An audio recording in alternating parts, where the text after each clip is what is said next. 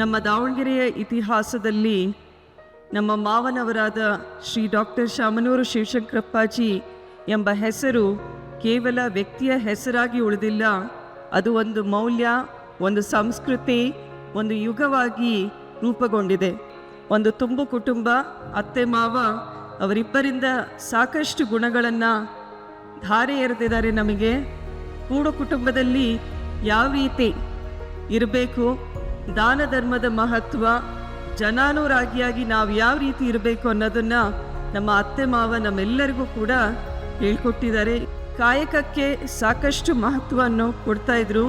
ಅವರ ಕೊನೆಯ ದಿನದಲ್ಲೂ ಕೂಡ ಸ್ಪರ್ಶ ಆಸ್ಪತ್ರೆಯಲ್ಲಿ ಅಪ್ಪಾಜಿಯವರು 2 ತಿಂಗಳು ಅಡ್ಮಿಟ್ ಆದಾಗ ಆಗಲೂ ಕೂಡ ಅವರು ವ್ಯವಹಾರದ ಬಗ್ಗೆ ಅಷ್ಟು ಕಾಳಜಿ ವಹಿಸ್ತಾ ಇದ್ರು.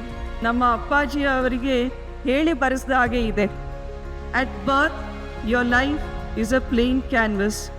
Your potential is the color. Your choices are the strokes on the canvas.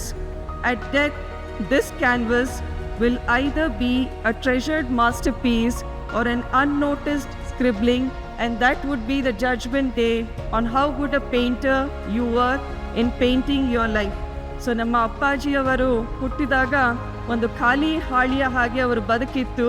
ಅವರು ತಗೊಂಡಂತಹ ಪ್ರತಿಯೊಂದು ನಿರ್ಧಾರ, ಅವರ ಒಂದು ಮೌಲ್ಯಗಳು ಒಂದು ಸುಂದರವಾದ ಆಕೃತಿಯನ್ನು ಮಾಡ್ಕೊಂಡು ಬಂದರು.